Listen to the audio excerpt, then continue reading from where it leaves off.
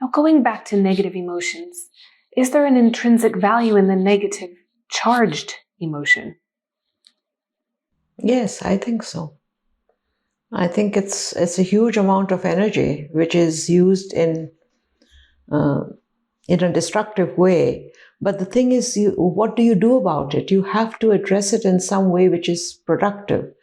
And just acknowledge. There's a very simple process that I used to follow before with my clients when I saw them. It was just acknowledge the emotion. Don't deny it. Just acknowledge it. Just say, I am absolutely furious about this, or I am really hurt by this, or whatever it is.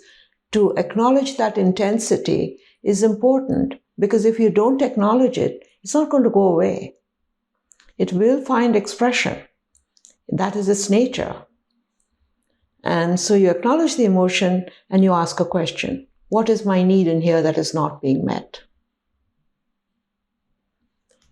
And to define that need. It can be asking someone, if you're upset with your brother or your mother or whoever,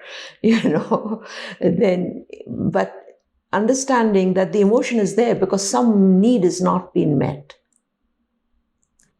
So you're learning to understand this troubled part of yourself and to help it along.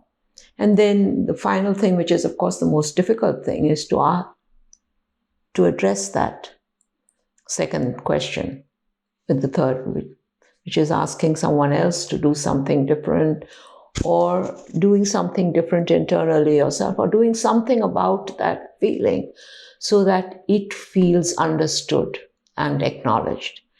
I think it's like a child. If you don't acknowledge it, do you think it's going to stop crying? It will just cry louder until it collapses in a heap. So it's that primal force. It's not a reasoning force. You cannot reason with emotion. It's not about reason. It's nothing to do with reason. But it's the Achilles heel for so many people who don't know how to handle this part of themselves. And I see very gifted people being destroyed because they don't know this one thing. They don't know how to handle this primal force. And they fall down only because of this one reason. So all their great talents and stuff goes down the tube because of this inability or unwillingness or whatever you care to call it. And it's easily rectified when you have the right tools. So